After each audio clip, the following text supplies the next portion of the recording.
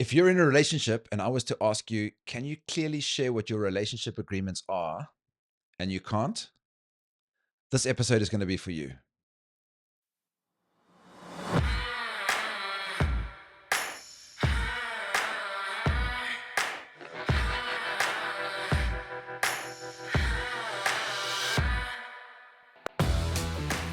Yes, yes, another episode of the Father, Sons, Brothers podcast. Today we are talking about why agreements matter more than love. The aim of this podcast is really to support men to be able to attract and maintain healthy relationships. And when it comes to attracting a relationship, sometimes that's the easy part. Love is so alive and so vibrant in the beginning, and the intimacy is super high, and you're bringing the best version of yourself, and the new partner's bringing the best version of themselves. And so love can be quite easy in the beginning. But if you want a relationship that really goes the distance, it's important to make sure that you have the four components that are going to support you to be able to develop this relationship in a powerful way. Matt is in Spain and joining us today to unpack this conversation. Hello. Hello, Gareth. Amped to be doing this. I think agreements are one of the strongest pieces that have allowed my partnership to thrive. And yeah, it's the piece that when someone comes to me and says, "Hey, I'm having a problem with so and so in my partnership, in my relationship," the first thing I ask is, "What are your agreements?" And 99% of the responses I get are just a blank face. They don't have them. They haven't consciously thought of them. And Mm. for me, that's the starting point. Any relationship that is feeling misaligned or out of place or is going through a rough time, revisit those agreements. If they're not there, establish them. That's what I want to get into on this episode. Beautiful. Before we dive into these four parts, I'd love, just before we pressed record, yeah, Matt was actually sharing a story about how him and his partner connected and how the agreements and conversation around conscious relating actually kicked in. Do you want to bring that as a kickoff, bro? Yeah, so we met in a container where I was actually open relating with one of her friends, and so when my soon to be wife and I decided that we wanted to have a connection, it was very important that we were super clear on our agreements and how this was going to look for the sake of her friendship with her friend and my friendship with her friend, right? Like we had other people involved, and so it was super important.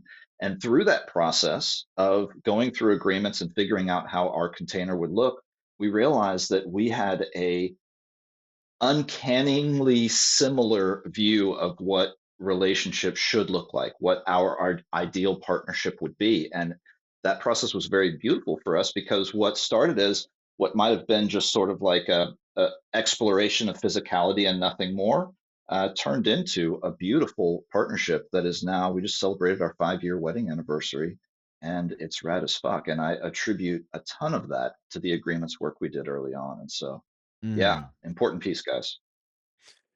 So good. So we're going to get into this idea of creating a conscious relationship. Conscious relationship meaning you go into this consciously, that you're coming into this relationship with an idea, not just the love and energy that comes from a new connection.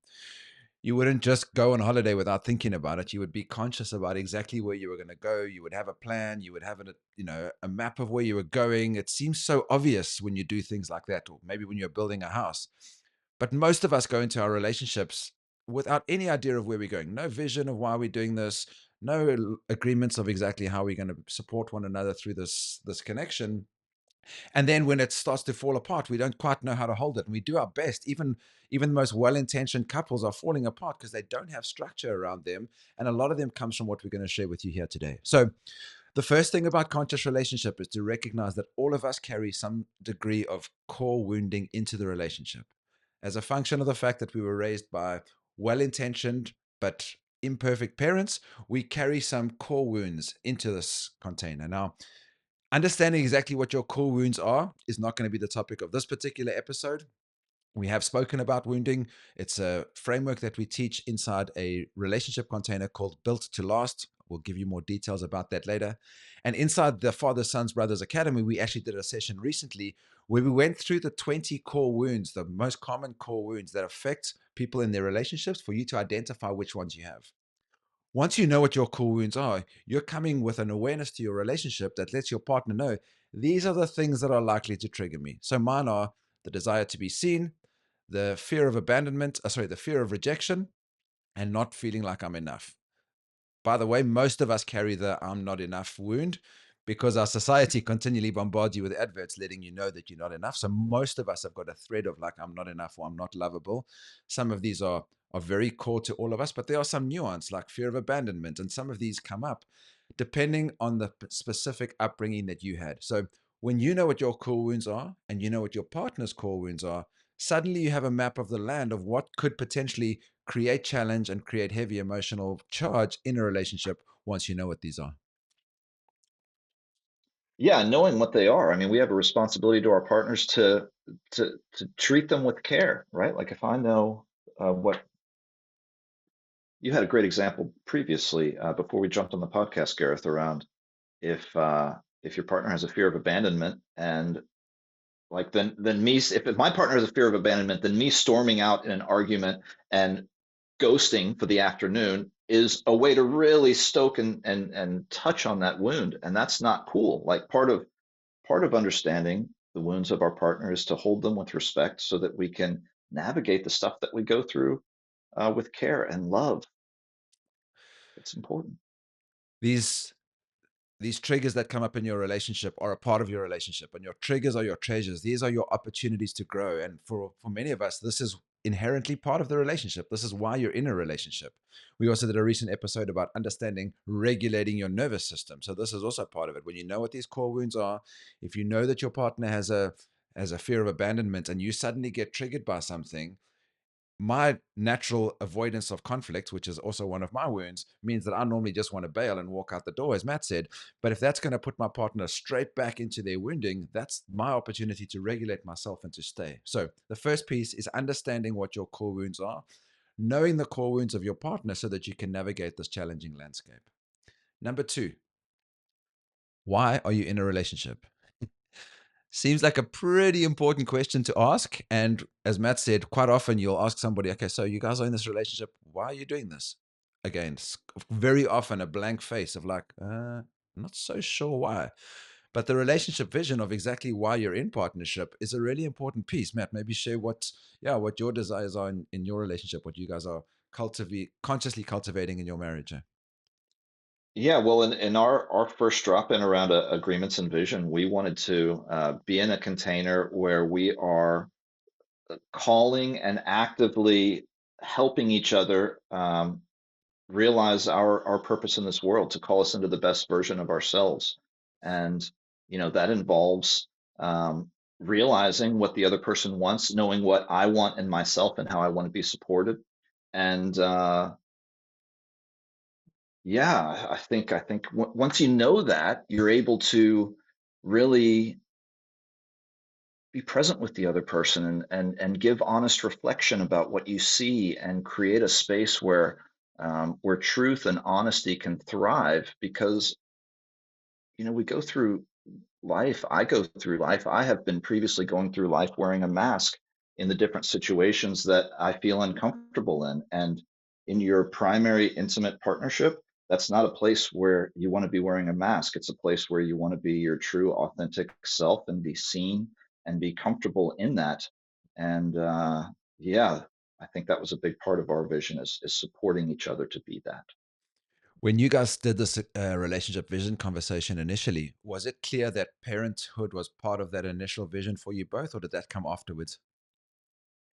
That came after. Part of our practice was a regular check-in. I think we'll get into that in this episode a bit more, but a regular check-in about what it was that we were seeking. And as our sexual connection deepened, we realized that, the practice of just unprotected um, sexual intimacy could lead to having kids. And so before we got pregnant, we did have the conversation of, all right, what if this happens? Let's have a grown-up conversation of what this might look like. And yeah, important step, because we again were able to uncover like a very similar view of how we want to bring a child into this world, and yeah, we found alignment there. So yeah, another piece of the puzzle.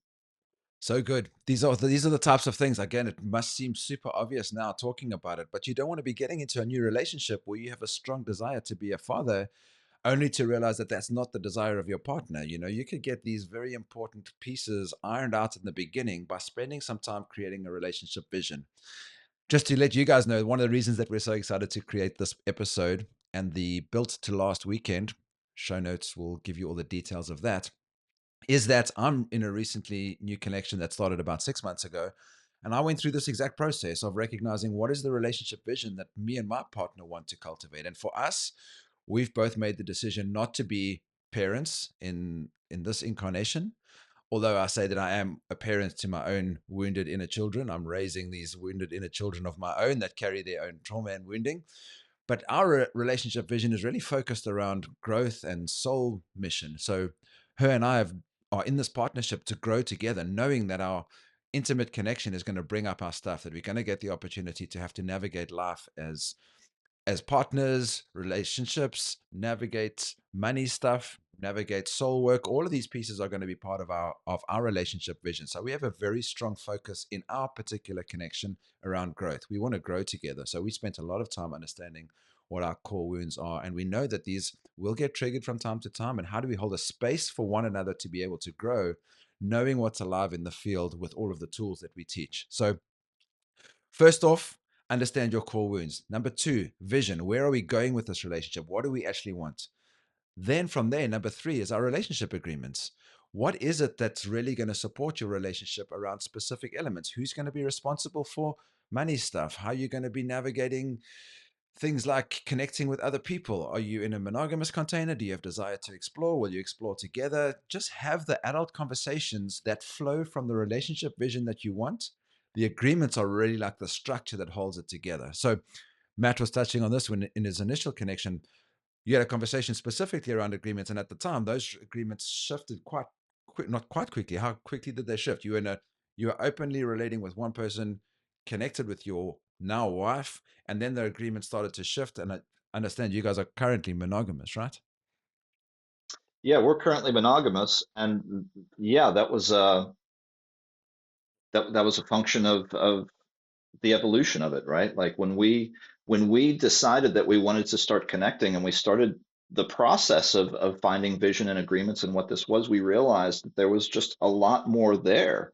And and yeah, so it evolved from there, but it really just starts with yeah, having that adult conversation with them. Even I think it's important for casual connections too, even if like you're connecting with someone and maybe you want to go deeper, you want to know more, like if even if you're not in like a partnership yet, but you're desiring it, like it starts with this conversation. It starts with figuring out how we're going to do this because the richness of relating, I think, is unlocked by this.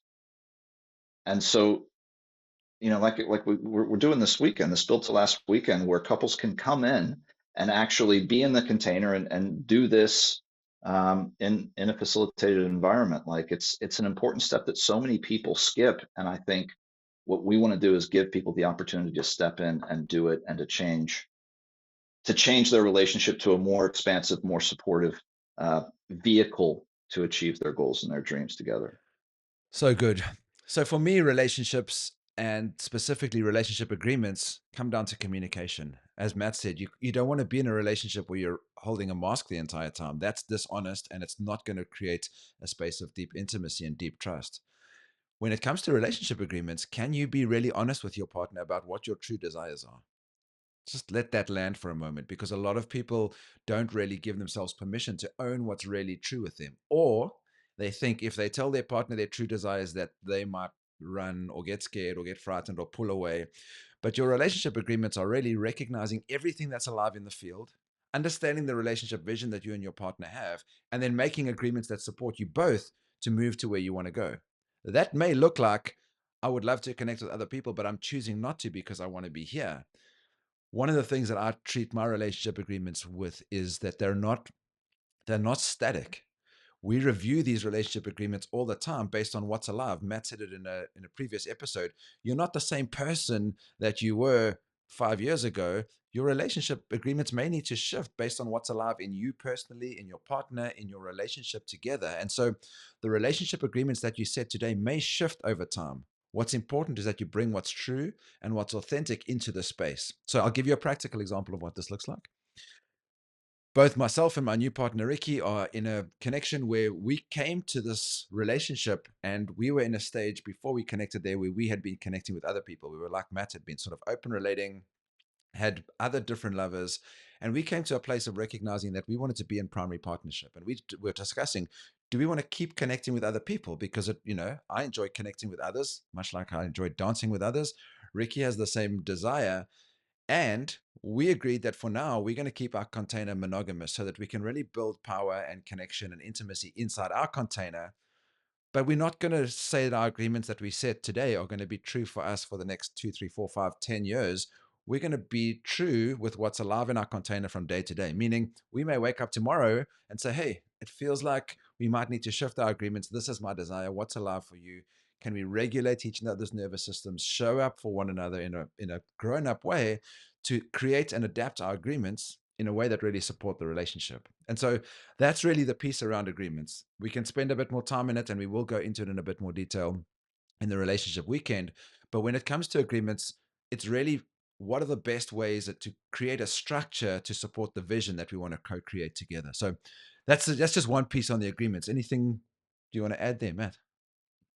Well, I think the agreements is another opportunity for us to get in touch individually with what my desires are. Like, I think I can see a version of myself in previous partnership where I just went through the motions of whatever sort of the partnership brought without really being in touch with what I wanted. And I think what this practice does is it gives me the permission to really get true with myself on what my desires are, and then bring those in this safe container to her to make it a conversation so that we can shape a container that fits my desires. Because yeah, there's versions of us that can get stuck in relationship and lose ourselves in relationship and not ever examine what our desires are, because we don't believe there's flexibility in our container. And so yeah, that's another element of this that I think is so important, and probably for a lot of people the most difficult work of really looking at what my desires are as Matt Dazzi, as me,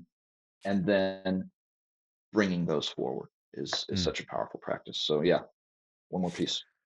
That brings us to the final piece. So, first is understanding your core wound. Second is understanding your vision. We've just spoken now about agreements. When you have these agreements, then how do you get to do life day to day? And we create and suggest a rhythm of checking in. That check in for us is a weekly check in on a Sunday in the bath. It has some sort of operational elements of what we're going to do in the week, like groceries and, cooking and logistical stuff around travel and house stuff, etc. But it's also an opportunity for us to check in with ourselves. How was I as a partner this week? How could I show up better for you next week? What do you need from me? How do we feel about our agreements? You're currently going away on a retreat next weekend for sacred sexuality. Do we need to change our agreements somehow? Do we check in? Are we still okay with our agreements? So, what Matt's talking about is the dynamic nature of the agreements is something that should have a space to be able to check in. And so these check-ins come in from time to time and reevaluate your vision. Are we still happy doing this adventure together? It's been 6 months, 6 years. Are we still on the same path? Do we still want the same things?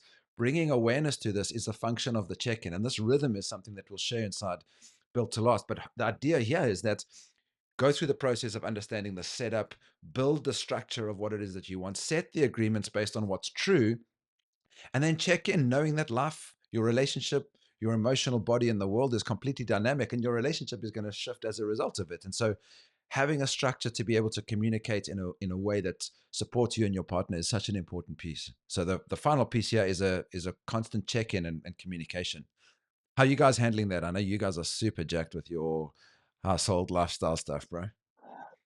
Yeah, well, we unfortunately don't have a bathtub, so we can't do our check-ins in the bathtub, though I think I would if we had one. But yeah, we usually, it's on a Sunday. We check in with a pod where we speak openly from the heart about what's alive with us, and we also use that as an opportunity to Mm, post game things that might have gone right or wrong in that week. Like if we had an argument, and that argument didn't get resolved, or we had some friction, mm, like we take the opportunity to clear that. Because what we've found is, I mean, life does happen. We do go weeks without doing this check-in, and the conflicts tend to compound for us. That if I have an abandonment wound touched, a couple weeks ago and we didn't clear it, it's almost like my unconscious will look for more opportunities to have the abandonment wound touched so that it could Mm. get resolved. And so, yeah, this regular check-in is not just around agreements, but also around emotional hygiene. So it sort of serves both purposes equally supportive to our container. And so,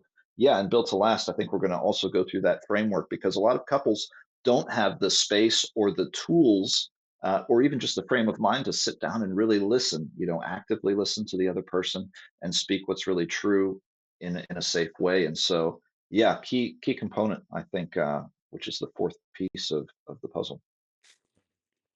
Thank you for bringing that piece around clearings and also the pod piece. I don't think we do that. We do have check ins and we share what's alive, but that concept of like we do it in our men's circles quite well. We check in with what's alive and we go through a framework of sharing authentically. But I think I'd like to bring that into our check ins as well. That's a good reminder. Thank you.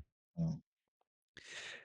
The 1st and 2nd of August 2026, we are going to be running something called Built to Last. It's a 2-day weekend workshop online on Zoom. It's going to be 3 hours on a Saturday, 3 hours on a Sunday. And we're going to go through this exact same process of recognizing what am I bringing to this relationship? What are my core wounds? What am I arriving with? And how do I create a space to get my partner to be able to recognize what they're bringing? So, an open opportunity to see what's really alive in the field. This is the underlying map that sometimes contains landmines that you step on from time to time. And we'll also give you some self regulation tools of how to really be able to center yourself when your core wound gets triggered and how to hold a gentle space for your partner when they get touched in their core wounds. From there, what's your relationship vision? We'll guide you through a process of getting clear on what it is that you're doing in this relationship so that you can show up in your fullness for your partnership and that you guys are both moving in the same direction for your relationship. The relationship vision filters down into your agreements. We'll give you a framework in the specific areas of relationship to be able to create agreements around money, agreements around communication, agreements around connections, agreements that are really going to support your relationship vision that you're creating. And then we'll share a framework that you can use for a weekly check in to help keep this ship moving in the right direction and navigating the nature of relationship, which is continually dynamic. So, if you're interested in finding out more about Built to Last, we'll include links in the show notes of this episode. Built to Last is for really for three people. It's for a couple that's newly in a relationship and want to do this properly. It's for a couple that's in a long-term relationship and maybe didn't get the time to look at this stuff and are like, wow, we should probably go through this at some point. That could be a solid relationship. Maybe you're having some challenge in your relationship right now and you want to try and save it. There's a really good opportunity for you to come from this place. And it's also for the person who is maybe not in a relationship right now, but wants to be. And when you show up in your next relationship, you want to have the framework to set it up well. Built to Last is going to support you, and we'll include a link in the show notes below. Matt, thanks, brother.